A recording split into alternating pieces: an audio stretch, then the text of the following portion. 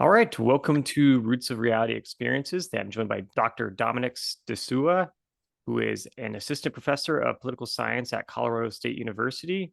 His research focuses on the examination of the news, media environment, and its effects on society by examining both the content of the news and its effects on political polarization.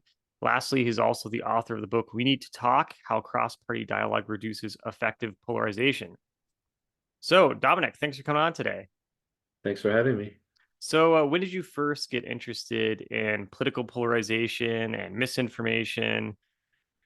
Yeah, so I actually, when I was an undergrad, I thought I'm going to go to law school. But then I took a media and politics class, and I just got really fascinated by the idea that information and how that information is presented shapes kind of what people believe and also kind of what we do, right? So it's not just about shaping kind of attitudes and kind of opinion, but also shaping behaviors, right? So like information can persuade you to not just believe that COVID is real, but also make you get a vaccine, right? Sure.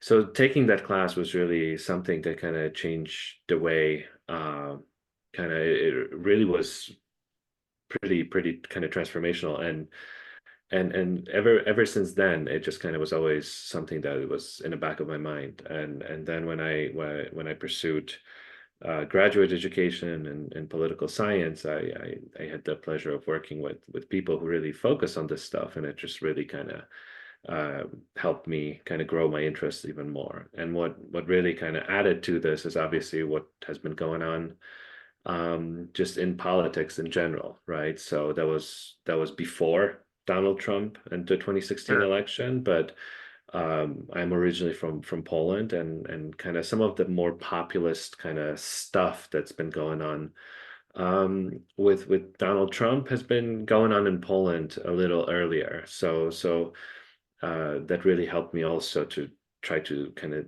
figure out and apply some of this knowledge into kind of thinking about how that shapes kind of the politics of a place, whether it's in Poland or in the US.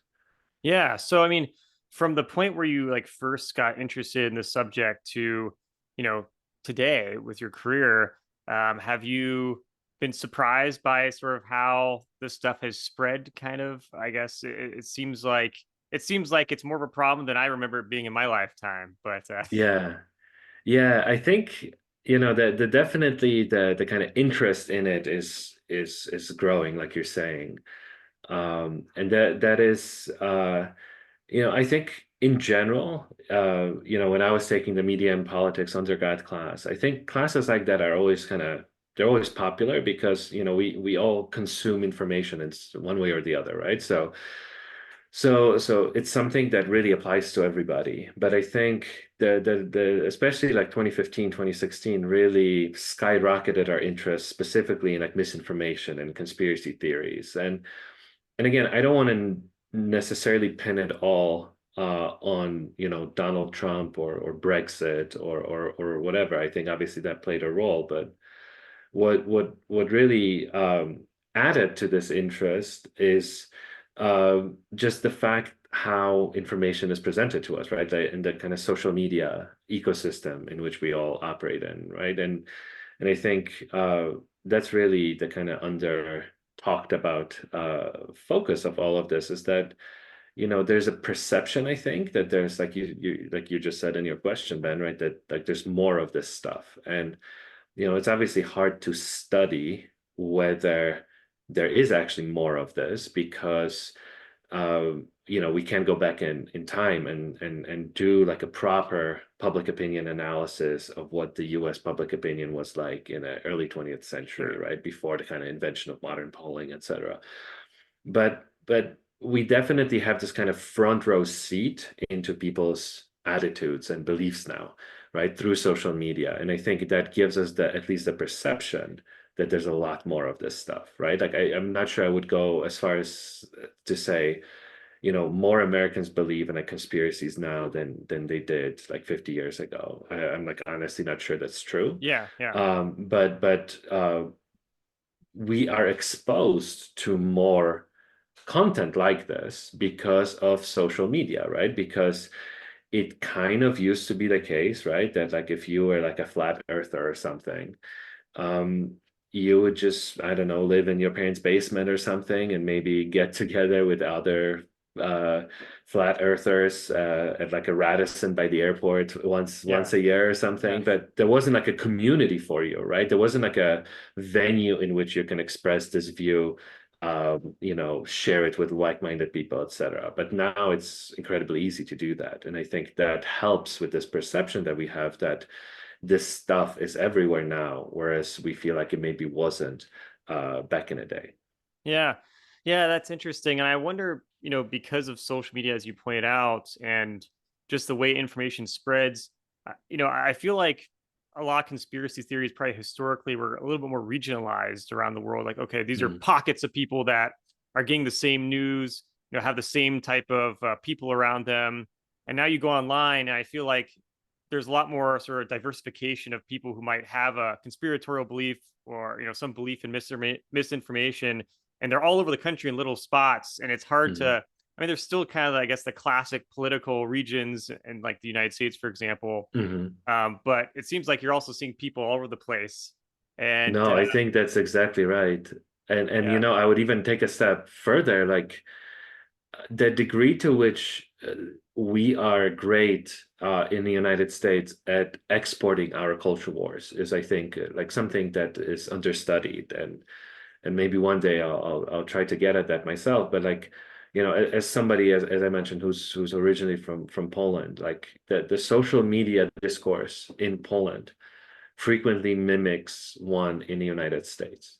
Um, Same issues, same language surrounding wokeism, quote unquote, other things like that all exist there too. We export our culture wars. So like you were saying, Ben, it's not even regionalized in the pockets in this country anymore. It's literally global at this point, right? Where a few years ago, I remember when I think Netflix pulled a production of one of their shows out of Georgia because Georgia passed like some restriction on abortion law, Mm, and Netflix did it as a kind of in light of the pushback. Like people were canceling Netflix subscriptions in Poland, right? It's like literally doesn't impact your life in any way, right? It's a law that was passed in the state of yeah. Georgia, but it's just global like that, and I think that is really something that connecting like-minded people in a lot of things is like a wonderful thing, right? Like I Yeah. moved around a lot, right? Like I did grad school in different places, and now I'm in Colorado. And when you move to different places, you want to kind of, I used to play a lot of soccer, and like finding people to play with. Social media is great at that, right? Like I Yeah. can easily find through social media people that are like-minded, share the same kind of interest in soccer, etc. But there's also like a flip side of that, right? Like-minded people can also be neo-Nazis or crazy conspiratorial people, right? And social media is good at bringing them together and helping them form communities as well. Yeah. It is fascinating. I mean, it does seem like we're seeing the globalization of information that would be considered sort of normal things, and then the globalization of conspiracy theories, and like these communities are now just all over the place. And I imagine with things like AI, the ability to sort of translate the barrier of language will become easier and Oh yeah. easier. um so it is fascinating how we're obviously still divided in countries, and with borders and restrictions on who gets to go where. But Mhm. um you know the internet has basically eliminated those, at least in the knowledge sense.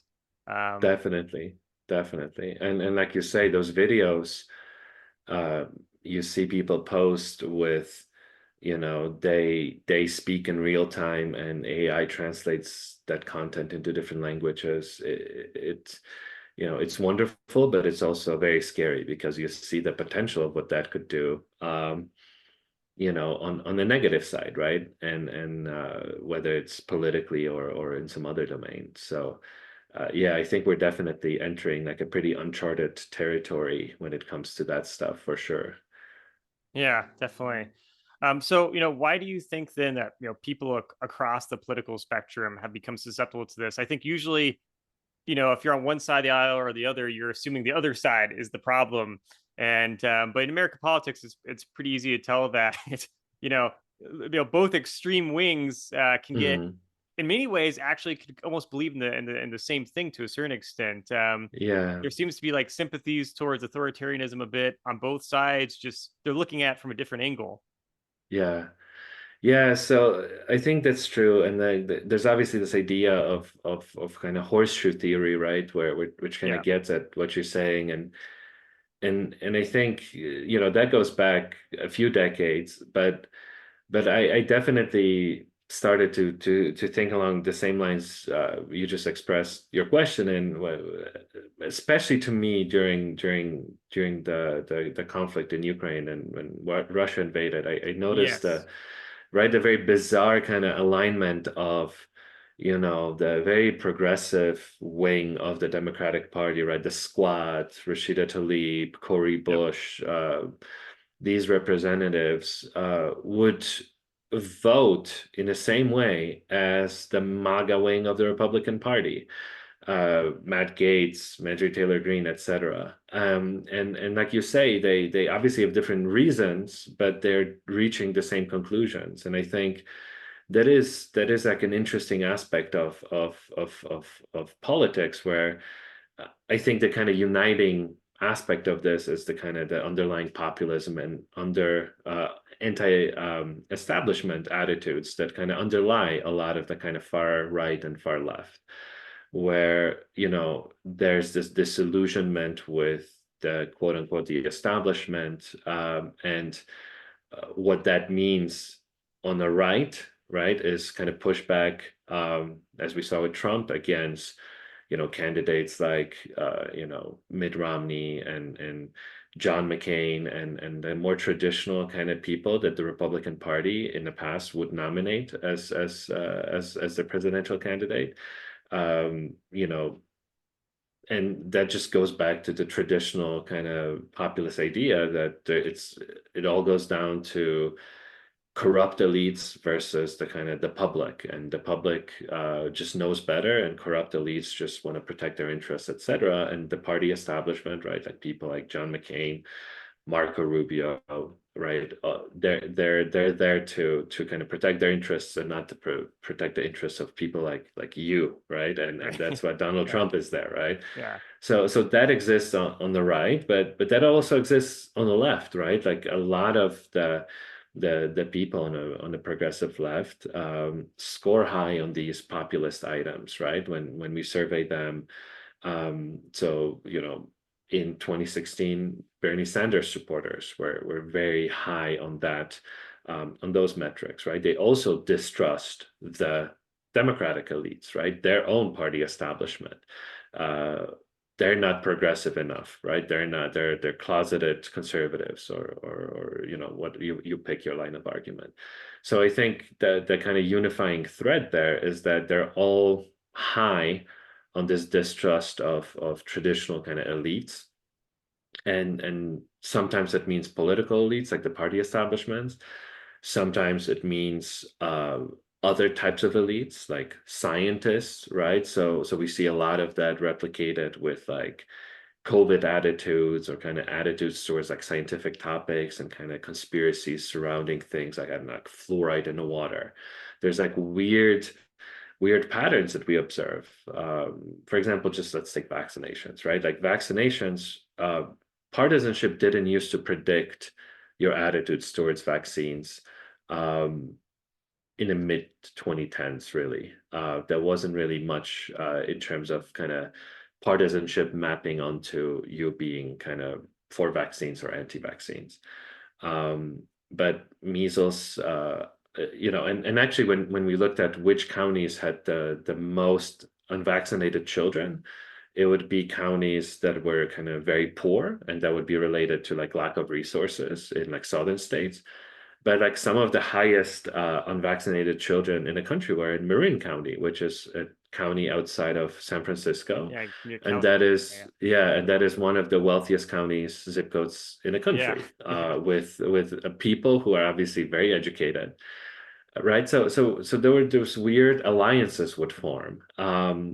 now, obviously, things like vaccines are politicized, and they're politicized because elites from both parties made those issues political, right? So we have obviously polarized political landscape right now, and when Democrats take one position, it almost means by default Republicans have to take another position that is opposite of that, and a lot of public opinion formation is very top down, and then when you start talking about vaccines, maybe not being the best choice, or you name your line of argument, that trickles down to the public. So it goes back to, again, elites in terms of party establishment, elites in terms of like scientists, and kind of traditional ways in which we kind of would share knowledge in a society. So like universities, media as well, right? Like trust in the media is the lowest at both ends of the political spectrum,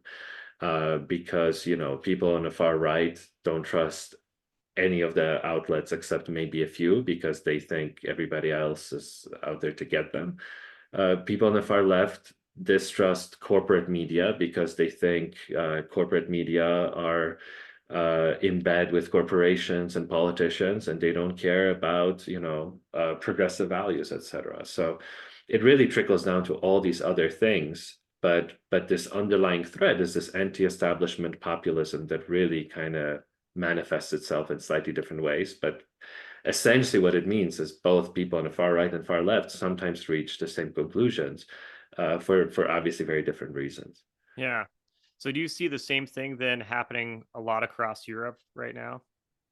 So, I most of my scholarly work is focused on the US, Okay. but as somebody who reads a bit and still observes Polish politics, it definitely works in a similar way, there.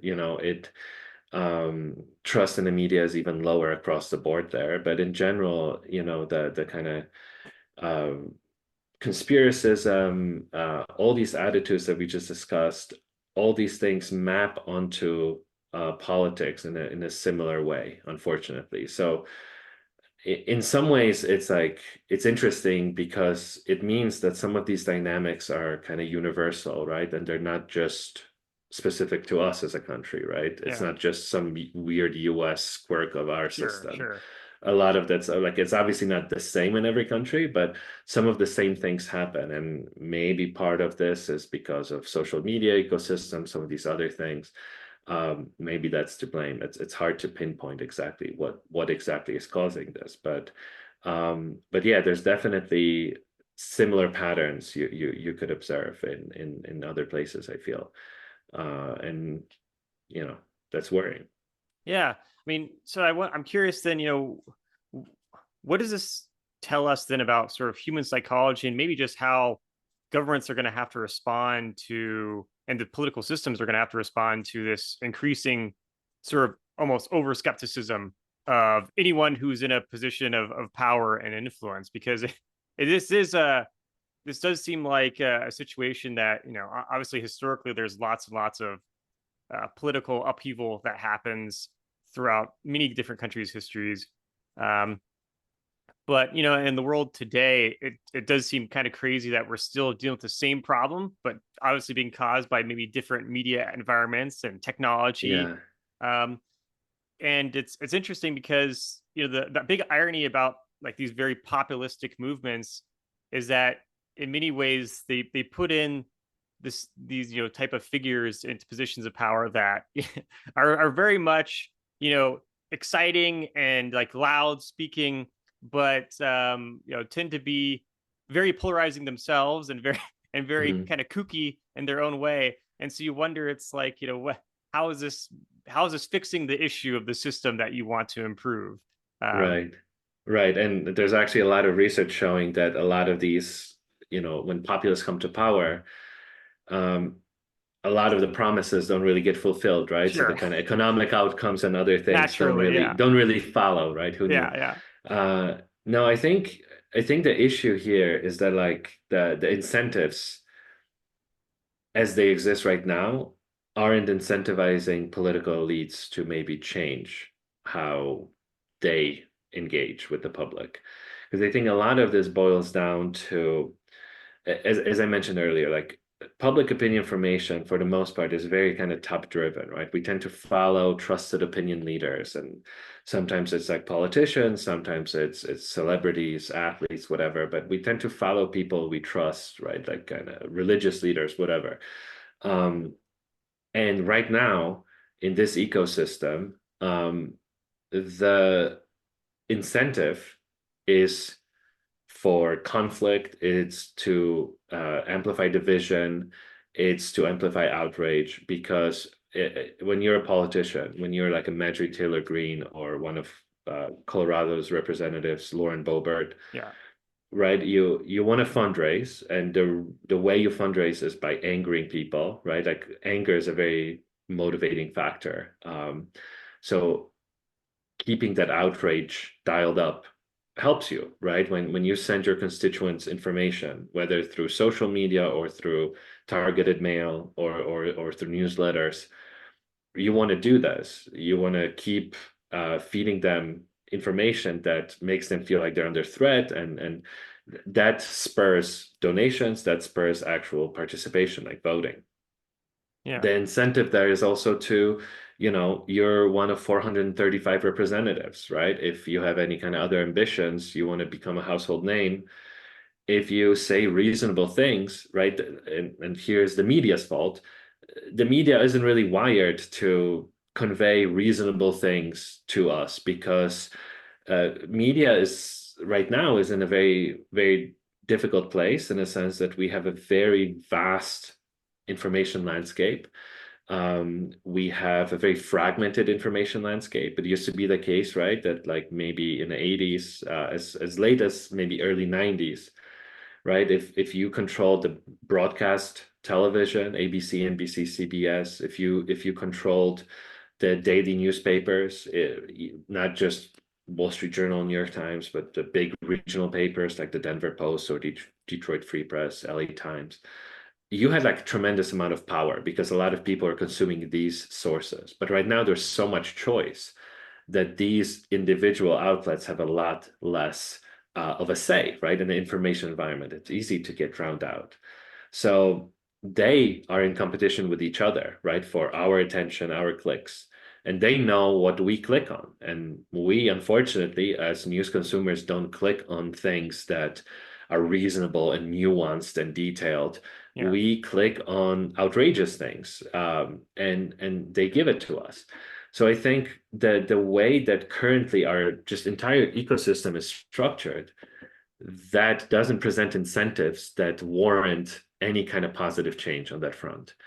Politicians have every incentive to amplify conspiracies, to amplify misinformation, to amplify deceiving kind of propaganda-like content that pursues their specific interests. And the media help them because the media are in the precarious position of fighting for our attention, and they themselves are struggling. So, it's a weird situation because we tend to think of this world of like maybe mid 20th century, right? Like 50s, 60s, as like a normal, right? We tend to think of it as a normal politically, right? Where we had like somebody like General Eisenhower, who really could have been like a Democratic president or Republican president, right? Both parties offered him a position. It really didn't matter, right? Like broad support, Sure. um, low levels of polarization, and huge media influence of very selected. It was like a very low choice media environment, right? If news media environment was essentially a handful of national magazines, daily newspapers in your region, and broadcast television, ABC, NBC, CBS. That was it. So that was like a very unusual position, right? We tend to benchmark everything to that, but like we're never going to go back to this Walter Cronkite era of Yeah. high trust in media, because historically speaking, right, when we zoom out, what we have right now, kind of more partisan media, fragmented landscape, that was more of a default historically than what we see in the middle of the 20th century. And same with politics. Like historically, we were more polarized than we were in the middle of the 20th century. And it really was like a kind of historical aberration that really, for all intents and purposes, partisanship was a meaningless label because both parties had both liberals and conservatives, right? Sure. Democratic Party had Southern racists, and Democratic Party had people who are more progressive on racial issues and social issues. And then Republicans also had like kind of more liberal Northerners like Nelson Rockefeller, and then more conservative people. And it was to the point where in 1950, American Political Science Association, which is the biggest kind of grouping of political science professors in the world, issued like an actual like white paper on how our parties are so similar. Democrats and Republicans are so similar that voters can't tell the difference between them, and it would be better for us as a system for the parties to actually be different from each other because Mm. it would present a clearer choice. Well, now they're different from each other. Now we have a clear choice, right? But I think yeah, the mindset that we have is that like we want to benchmark everything to mid 20th century. Like we're never going back to that. There was like a historical aberration for so many reasons. And what we have now, like highly fragmented media landscape that's fairly partisan, with low trust and fairly polarized politics, that's more of a historical normal. But the issue is that our institutions are struggling to deal with it, and fixing it would require essentially, I think, better political elites. And I don't know how we do that because we have to incentivize better political elites, and it's hard to do that. Yeah, that definitely makes sense. And I mean, especially I think you'd probably need to reform the political system as well to really get in people in positions of power that would be really interested in that. Because obviously, with things like, the way redistricting goes about in the United States, Exactly. you can really manipulate things quite a bit to your advantage. So that's pretty tough situation. So there's several different layers of issues. Exactly, right? When you have politicians choosing their voters instead of the other way around, like you say with redistricting, Yeah, that's an issue, right? yeah, And some states are dealing with it better than others. Like the state of Colorado, where I live right now, is we have a nonpartisan sure. commission that draws districts, and one of the goals is objectively to draw districts that are contiguous, that keep communities of interest together instead of splitting them to diffuse their power. And the point of district drawing in Colorado is to produce competitive districts. And I think that that's good. Sure. But when people currently in power who got elected because of the districts that are drawn, that are gerrymandered for partisan reasons, Yeah. they have absolutely zero incentive to produce a system that would essentially make it very difficult for them to retain power, right? Yeah. So we have this very difficult situation. Like you say, there's so many layers to it, but incentives are just stacked against any kind of significant reform at every step of the way. Yeah, yeah, I can relate to that a lot. I know in Indiana, this is kind of an issue that a lot of former politicians talk about, and I've spoken with, where basically, yeah, 10 years ago, it was a very kind of a back and forth over the Mm, last several decades between Democrats and Republicans. Then after 2010, it went completely to a supermajority for Republican Party and has stayed there since. And so it's like people, generally speaking, always thought that Indiana is a fairly conservative state, but not so conservative that it would be completely dominating the state politics, where there's just right. no chance. Like the Democratic Party is close to the point of being extinct in Indiana, and you're Wow. starting to Yeah. wonder you might have like a split where you're just gonna have two Republican parties, one one more liberal Republican party and one more conservative. Right. So it's pretty strange. But yeah, a lot of people attribute it to things like gerrymandering or just the sheer amount of money in politics and just Mm, the general attitude kind of fed out by the media environment of like winner takes all. Um, exactly. so Yeah, no, and that's not just Indiana, unfortunately, right? Like yeah, North Carolina, a lot of states have that where, you have a situation where a party gets, let's say, 52% of the vote, but that somehow translates to like 78% of the seats or yeah, that's something, right. right? And it just, Yeah, it really it's deeply troubling, and it's easy to see why certain people would get disengaged and disillusioned, and that would push them towards some of these more yeah, populist conspiratorial mindsets where they feel like their ability to kind of have a voice in a system like that, right, is diminished, and I think that doesn't help either, right? Like Yeah. those circumstances push people into corners that maybe uh, you know feed some of these other cycles we started our conversation with. Yeah, absolutely. I mean, because I think, many Americans, obviously they're not necessarily religiously following politics or the issues of government. That's not something they've ever really studied or looked at. As in most societies, people have different occupations of doing things, and so the initial reaction is just the system's hopelessly corrupt, and that you just decide, okay, I'm going to go with whoever's saying that the system's corrupt, because that seems like the Exactly, easy exactly. easy answer to the problem. Exactly. No, exactly. And like you say, that's almost like an understatement. Like most people by a pretty huge margin don't really follow politics, right? Yeah. And the Trump years were a huge anomaly, really. There was a boon for the media because people were following politics. It was kind of odd. Like my former employer, University of Pennsylvania, every fall they do a civics survey, and they test knowledge of basic American institutions, right? So Hmm. can you name the three branches of government, right? So, and it's not a multiple choice question. You have to actually name it. Sure. So you have to say it's legislative, executive, Yep. judicial, right? And historically, I don't know, do you have a guess how many people can name all three branches? No, I would say it's not very high. I mean, It's I'd not say very high. historically it was probably better in the past, I would presume. So actually, the weird thing is like historically, it's been about a third, like Okay. 33% to upwards of 40. Okay. Like it would oscillate around there for, Yeah. I think they started doing this in the late 90s. Yeah.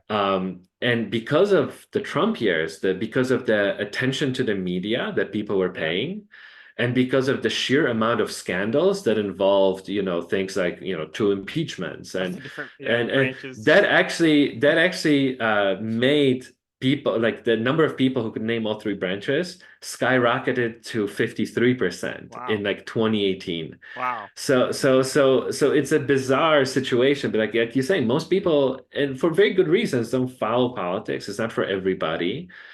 I feel like ultimately, like you probably would prefer a world where you don't feel like you need to know maybe Secretary of Defense's name or something, right? You kind of Sure.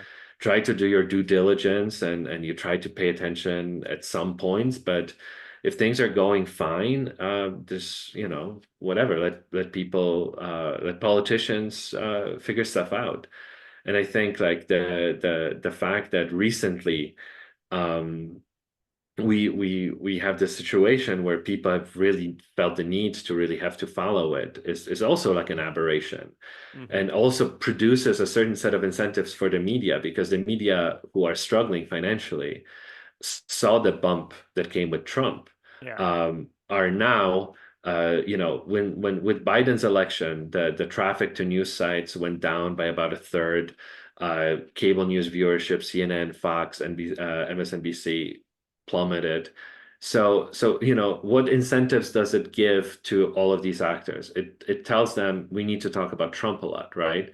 And that's what we're getting again, right? And I Yeah. think again, this is something that showcases the deeper kind of structural issues that we don't frequently think about. But yeah, it's all just kind of coming together in the most unusual ways because of things that we don't even put together.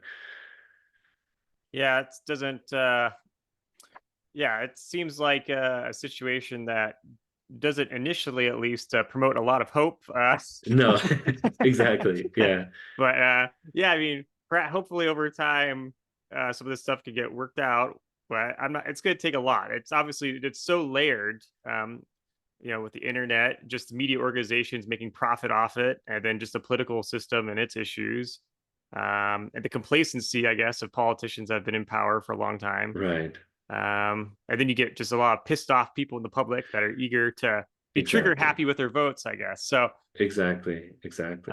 and how then does sort of foreign propaganda then play into this? I'm sure that countries like maybe Russia or China or anyone Mhm. who have interest in trying to influence the U.S. This seems like a pretty ripe environment. You have this democratic Yeah. open society, we're a very controlled society over in this country and we want to influence the Americans or European countries.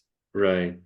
No, I think that's exactly the right way to think about it, because like some of the discourse around 2016 and the kind of the Russian trolls made it seem almost like we kind of don't have any agency, and Sure. the Yeah. evil Russians, like, Yep.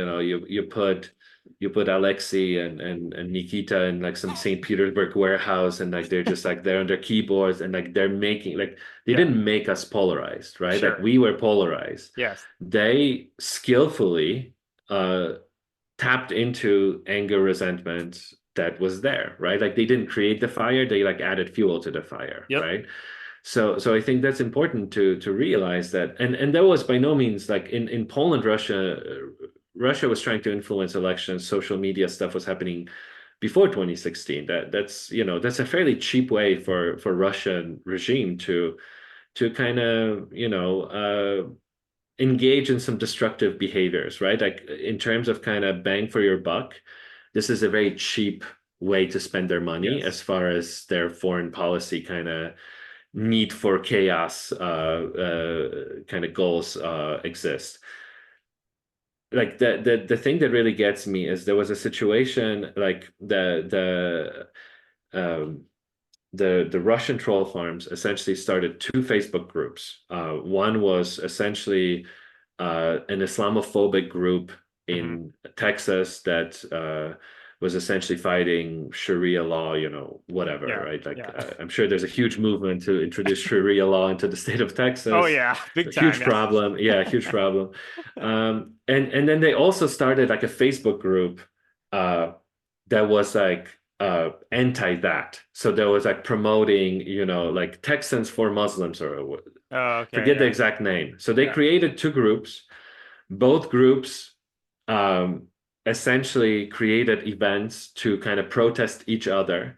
And for I think the total cost of under $200 in Facebook ads, like Russian trolls were able to bring a few hundred people to like the streets of Houston to kind of yell at each other from across the street, Yeah. right? And now, like, did they create this? Like, yeah, they created the actual outcome of the protests, but Sure. like they tapped into something that was already there, Yep. right? And I think, when we think of like, well, how do we solve this? Like the way we solve this is we try to build resilience, right? Like to help people process information better, to help people form better kind of information consumption habits, to make them aware of the fact that how information and disinformation is formed and can be spread online, and how certain things that they believe might be tapped into by these actors. But it's a hard and long process, right? And when you have essentially a, a situation where trying to tackle this issue legislatively is a non-starter because of freedom of speech issues, when you have a situation where social media don't really have an incentive to do a lot because that drives engagement, it becomes very difficult in terms of any kind of solution to how do we actually solve this, right? Because anybody who will say, well, maybe we should try to ban certain accounts or Sure. or whatever, then there's talk about censorship. Um, right? Like there's deplatforming certain actors on social media has been very controversial. And and then that itself then drives like lower trust in the news and Yep. other things, right? Uh, there's studies that show that mere talking about misinformation and disinformation, making that topic itself salient and in the public mind, that itself like lowers trust in the news, like in all news, not just bad news, right? So it's just like one of these situations where it's like so difficult to deal with, because Europe tried to deal with some of this stuff. Like Germany passed a law in 2018 that was essentially meant to combat fake news. Ah, yes. Right, and it was called like NetzDG. It was based on what they've seen happen with Brexit and with Trump and with kind of quote unquote fake news and misinformation. They thought, okay, we need to act legislatively, and they obviously have their own constitution, their own rules. They don't have robust free speech protections built in. But their law, even though it probably came with best intentions, um, also silences political dissent speech, right? It Yep. classifies, criticizing politicians using certain language as fake news, right? It was the kind of law that a lot of freedom of speech groups promptly condemned, and a lot of authoritarian regimes actually use that law to crack down on speech in their own countries, Yeah. including Vladimir Putin, right? Yeah. So that is like a non-starter, right? Like legislation seems like it's not really going to work. That might do a lot more damage. Um, what else is there? What we could do something like um, media literacy kind of trainings, right? But every time you mention media literacy trainings, a lot of people on the right say, well, that's just indoctrination, right? So Yeah. again, some of the same issues come up. And Yeah. like, to be fair, like a lot of misinformation research kind of comes from the left, right? So like, like academia tends to be definitely more liberal than Oh, conservative. yes, So, definitely. right. So like, it's easy to kind of cherry pick specific examples and be like, see, those are the people who are going to craft your curriculum. So that doesn't seem like it would go anywhere. Like I think Illinois made some curricular changes to their high schools where there would be some high school classes or content in existing classes that would try to maybe build some sort of resiliency skills and critical thinking as far as information goes. Because contrary to kind of what people might believe, young people aren't immune from this stuff, right? This Yeah. isn't just Yeah. right. So that's another thing, right? Like, and then what's left? Well, what's left is like social media kind of police themselves. And is that going to work? I don't know. It hasn't really worked all that well so far. Facebook tried to build their own kind of Supreme Court, right? They tried to build this institution, the review board with appointed people, but it doesn't really it kind of lacks independence, right? Those are people that essentially Facebook can just kill the board whenever it wants.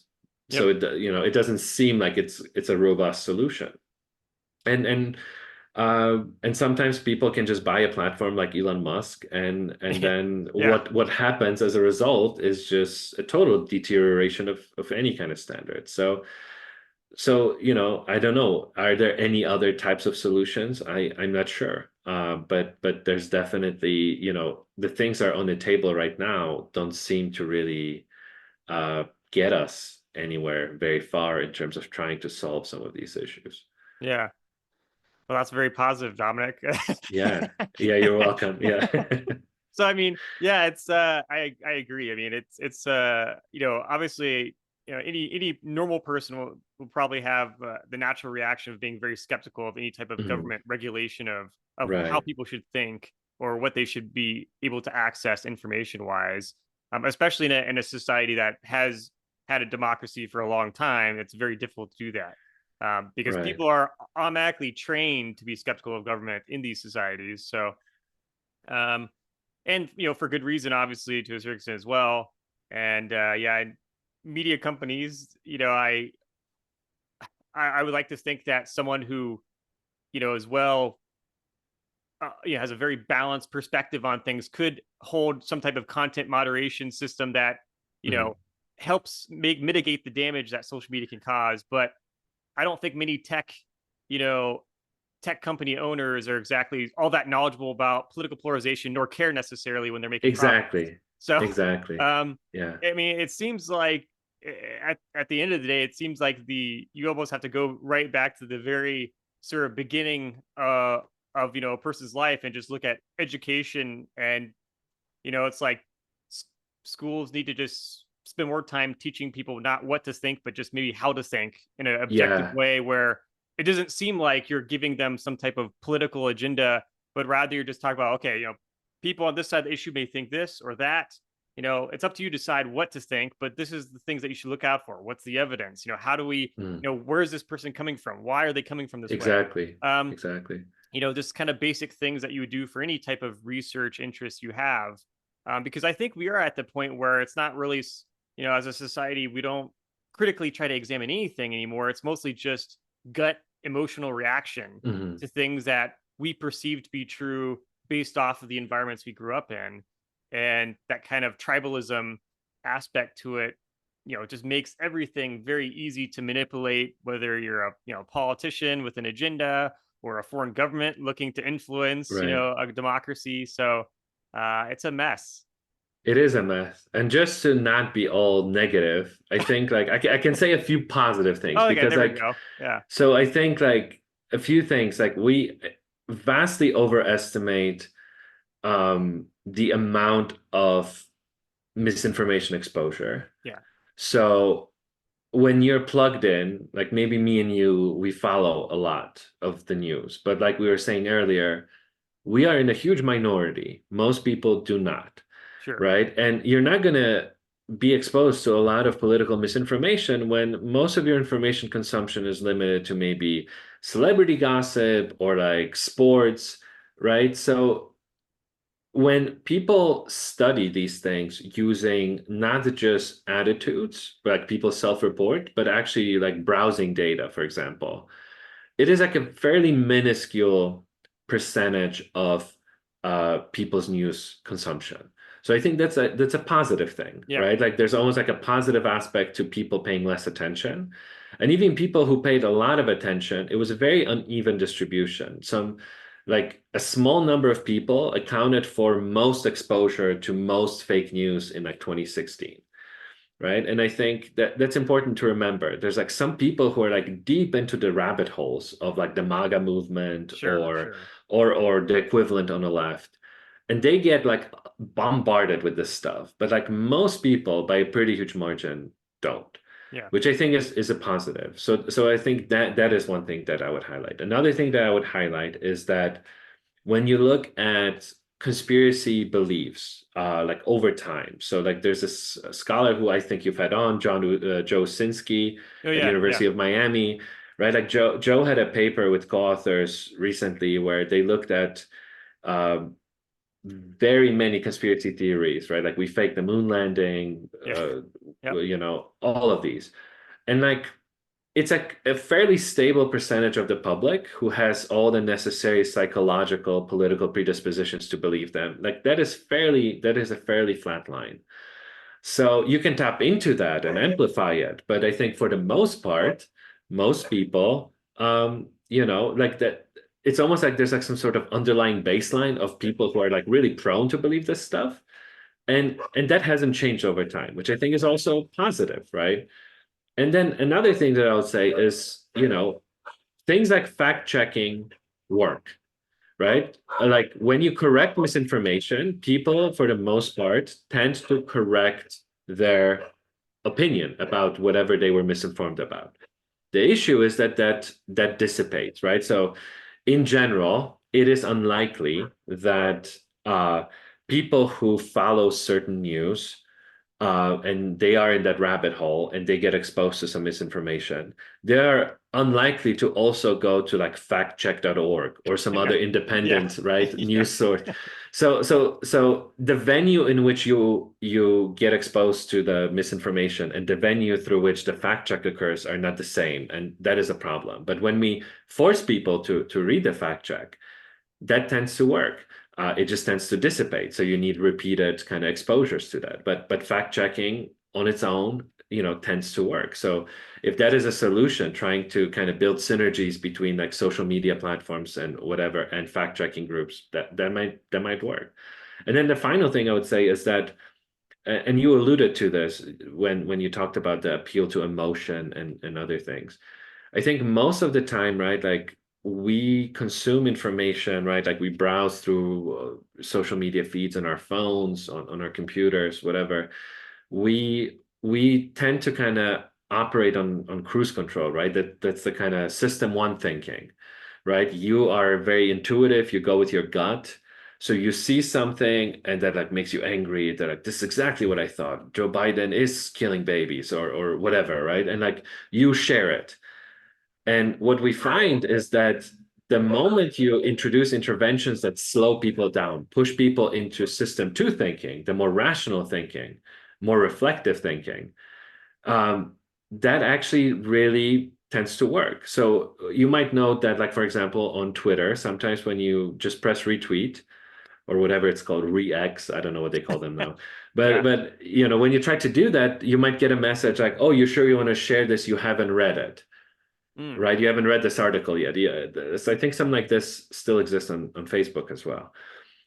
Those things tend to work because what they do is like slow you down, right? Like if you're just like on cruise control, you're gonna go with your Yeah. gut. Yep. And when your gut is like the tribal emotional kind of reaction, you're not only gonna consume the misinformation, but you're also gonna contribute to it going viral, right? By resharing it and spreading it further.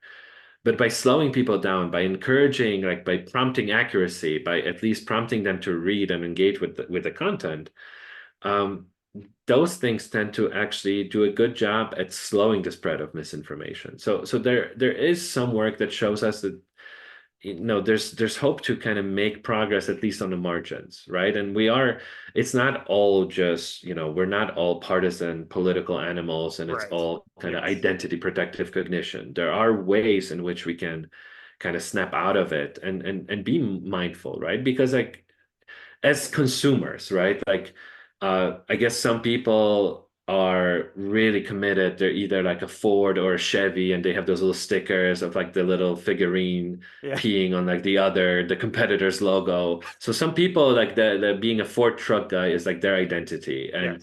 how they buy cars is just it's a Ford truck. But for the most part, right, like we are driven by kind of system two thinking when we make large monetary kind of purchases, right? Like if I'm going to buy a fridge and I'm going to spend a lot of money on it, I'm going to do my research and I'm going to try to buy the best fridge that's out there. So prompting people to engage in the system two thinking and the more kind of accuracy nudges and making people think of truth and facts does tend to work. It doesn't work all the time and it doesn't work in every single context, but it can work and we see it work in other contexts, right? So it's not all necessarily gloom and doom, right? There's definitely some reason to at least be a bit hopeful. Yeah. Yeah. That's good. Yeah. Yeah, I mean, it makes sense because I think most people, the majority of Americans, for example, don't are not really these political, very political people, and I think they, for the most part, most Americans, I think from polling, even most Americans believe generally the same things. They'll Yeah. agree on disagree on some stuff, sure, but they're not, usually on the fringes. They're not Right. usually in this little silos, that are just like constantly echoing conspiracy theories about the other Right. side all the time. For people in those silos, obviously, it's they're so far out of touch. You almost have It's basically up to like their families or friends who have personal connections to them for them Right. to ever get out of Exactly. there. Right. Because they're in a spot where it's basically untouchable without knowing them. But yeah, I mean, I think that's why all these issues can be solved potentially. The potential is there. It's just trying to get sort of the pieces in order to make it so we can start making progress. No, exactly. And I think what you just said is very, again, very underrated thought is that like we have a lot of common ground on a lot of issues, right? Maybe not all of the issues, but even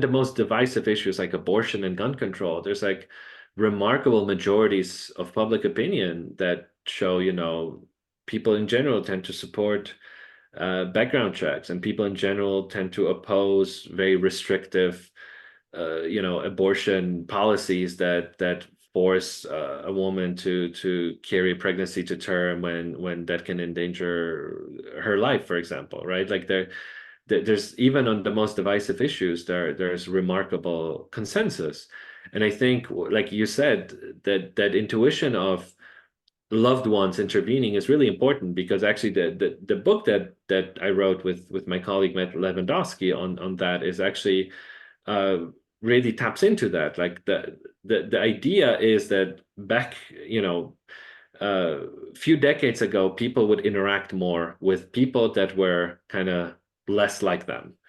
But right now we tend to really segregate in terms of where we live. Kind of we tend to live in bubbles with surrounded by like-minded people. We see similar kind of, yard signs, etc. And we don't really engage with the other side. And when you actually engage with the other side, as we did in the book, and we essentially ran little group discussions, and people would get together and would discuss politics in heterogeneous political groups. So you would have some Republicans, some Democrats. That really depolarized them. And the reason why it did is because, like, for most people, they think the person on the other side is just like the worst version of who exists on the other side, because like that's who it is in the media and on social Yeah. media, right? So if you're like a liberal Democrat, you frequently might think, okay, so Republican Party is the party of Lauren Boebert.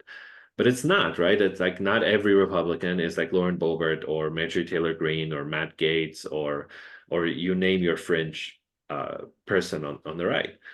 And the same goes the other way around, right? Like a modal member of the Democratic Party is like a middle-aged white person who lives in the suburbs, right? Yeah. It's not like a big city progressive liberal Bernie Sanders supporter, right? But when you're a Republican and you get all of your news on Fox News, and that also reflects your kind of information consumption on Facebook, etc., you think that everybody is like Ilhan Omar or Rashida Tlaib or you name it.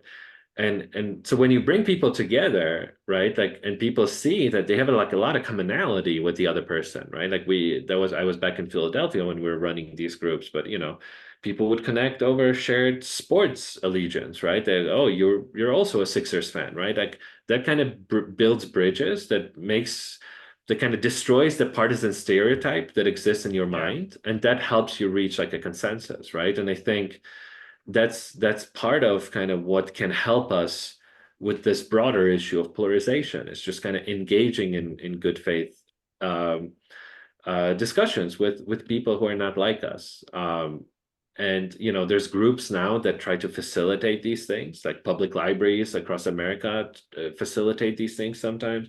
Groups like Braver Angels, um, living room conversations. There's an entire kind of cottage industry of not-for-profit groups that try to bring people together for that specific purpose, to kind of have people engage with the other side, and to essentially through that engagement have them learn that the other side isn't just full of the worst people ever.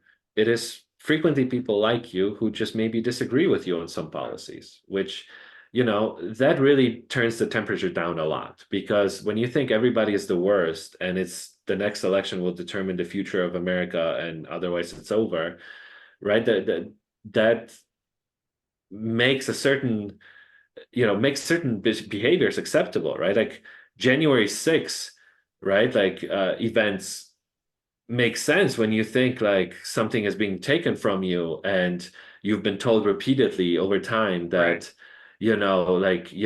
these people in Washington have cheated you out of your vote and whatever, right? Like at some point words have consequences, but when you dial that partisan rhetoric down, uh it can just help with just stabilizing all these other things, right? Like maybe uh, storming the Capitol and engaging in an insurrection is all of a sudden just a lot less appealing, because you just know that, yeah, Democrats disagree with you on some things, but they're just your neighbors and other people that share similar interests with you. So I think that's one of the things that really can help us if we kind of got out of our bubbles and kind of engaged in good faith with the other side. And obviously that's not going to work with everybody, because some people are unfortunately pretty extreme and Yeah. pretty insane, and it's not Permanently in going the to be bubble. fun. Yeah. Yeah, like you were saying, right? Some people are just deep in the rabbit hole, and it's not on you to kind of drag them out. But for the most part, most people aren't like that, and you can learn by engaging with the other side, right? Kind of why they're coming from, why they believe what they believe based on their lived experience, where they're coming from, etc. And that tends to just kind of lower the political temperature down. It tends to reduce polarization, and I think that's ultimately something we would want to see in our society. Yeah. definitely harder to dehumanize someone if you're seeing them face to face and you can find the common Exactly. humanity there. Right. And that's why the in-person stuff is more important than online because it's very easy to do it online, Yeah, right? yeah, It's easy just to start calling somebody names when that's right. when arguing with them on Twitter, but unless you're like a total sociopath, right? You're not gonna like show up to like a public library in Philadelphia and just start yelling at this other person across the table from you that you just met, right? Yeah, And I think that maybe trying to establish better norms of behavior online would be a good step too. yeah, But for now, yeah, like I think in-person interactions are much more valuable, partly because of these norms. sure.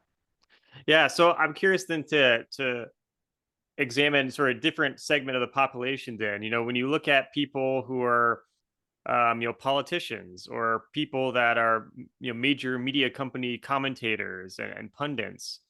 Does it surprise you when you see like sort of like foreign propaganda or something like that being sort of promoted by people in positions of power, and or very divisive things in general? Considering if you're a politician in Congress, you are seeing Democrats every day, you know, Mhm. in the halls of Congress, and you're interacting with them. Um, could you have imagined that something like this happening, years ago before sort of the modern era of politics? I think that there used to legitimately be a lot more across the aisle friendships. I think John McCain really spoke a lot about that, obviously prior to his passing. Like people used to disagree, but you know, be in the same social circles, be actual friends across the aisle, and I think you just see a lot less of that. And I think part of it is selection effects in terms of kind of certain people just maybe who would engage in that behavior just don't run for office, partly because they know they don't really have a chance in like a Republican or Democratic primary because they don't appeal to the fringe, right? And we have to think about that, like Yeah, how the system is structured, right? Like the most fringe elements of both parties choose kind of the candidates, right? Um, the parties don't just pick a person, the voters do, and the voters who do are the more ideologically extreme ones. That's who votes in primaries and especially caucuses, which are like a lot more intense process, right? So I think part of it is just that whole ethos is kind of gone, and now uh, people essentially they go in and some people don't have they have very little interest in actual governing, right? Like I mean Matt yeah, Gaetz, I think like he doesn't even have like legislative staff. He just has like communication staff. It's all just to yeah, facilitate his social media persona. Uh, yeah, so so that doesn't surprise me, right? Like those people are, they have a certain goal in mind, and that goal is not really governing or reaching any type of legislative compromises with the other side.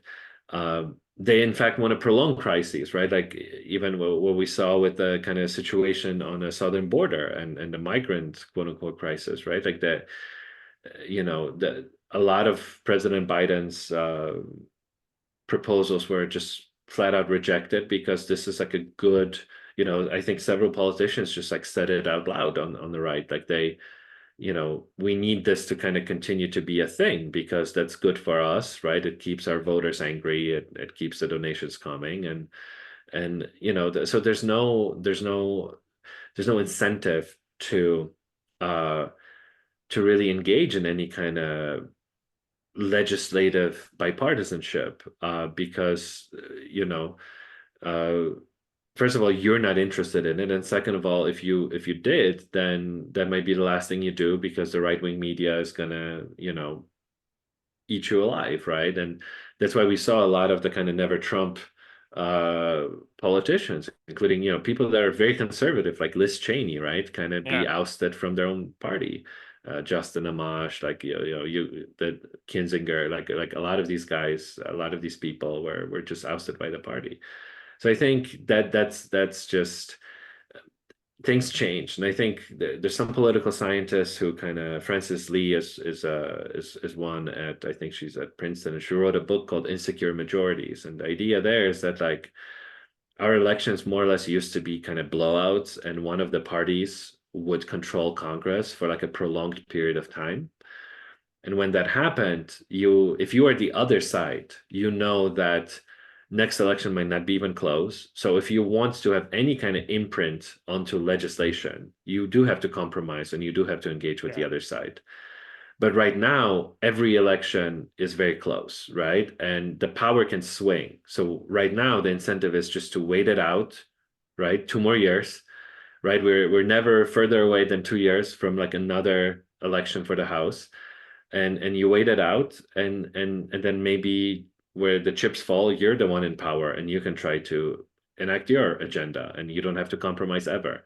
So right, so there's again broader systemic uh, incentives that essentially make it so that it's very difficult for the kind of this older type of behavior that we've seen, you highlight, just doesn't really kind of happen anymore. Yeah. Well, a lot to work on then, but Yeah. what are you currently working on in terms of research?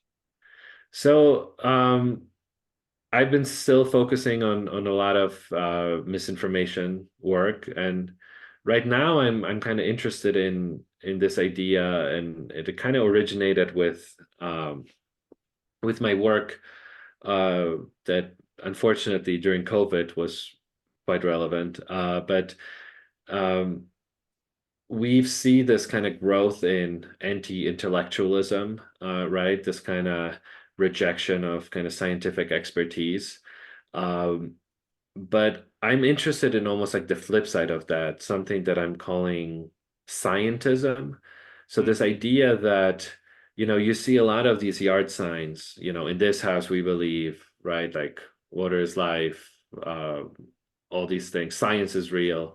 Yeah. Um, and there's a lot of kind of signaling and kind of co-opting of science as a partisan thing, Yeah. but that doesn't really necessarily correlate with actual any understanding of science. So I have some surveys in the field that I'm hoping to get out soon, and I think the argument would be that there's this flip side of anti-intellectualism that actually doesn't really help, because like you think science is just part of your political team, you don't actually know that much more about science than like a modal person. But what that does is polarize attitudes towards science and making rejection of kind of um, scientific policy recommendations, much more partisan, right? So we've seen kind of how COVID helped to polarize attitudes about vaccines. We've now seen this kind of spill over to other vaccines, including kind of new vaccines that are kind of hypothetical. Um, and if we're going to rely on any kind of scientific input into the policy process, we need people to kind of trust the actual messengers, right? And if science becomes politicized to the point where Republicans just view, uh, you know, scientists as just constituency of the left, Yeah. then there's going to be very difficult to come back from that. Yeah. I can see that being a big problem. Yeah. Yeah, yeah. Wow. And what's the best way for people to follow your work? You can, while X Twitter still exists, you can Yes. follow me on there, or you can just go on my academic portfolio website. It's just my last name, stecula.com, and I post all my papers there, including the gated ones, so that if you want to read something and you click on a link and it's one of these gated academic articles, definitely get in touch and I'll be happy to share my work. But that's probably the best way. Awesome. Well, thank you so much for coming on and sharing all your knowledge about an issue that seems to be something that will be around for a while. So, Yeah. and good for your research, but maybe bad for society. Right. Not the best incentive structure itself, right? No, thanks a lot. I appreciate you having me on, Ben.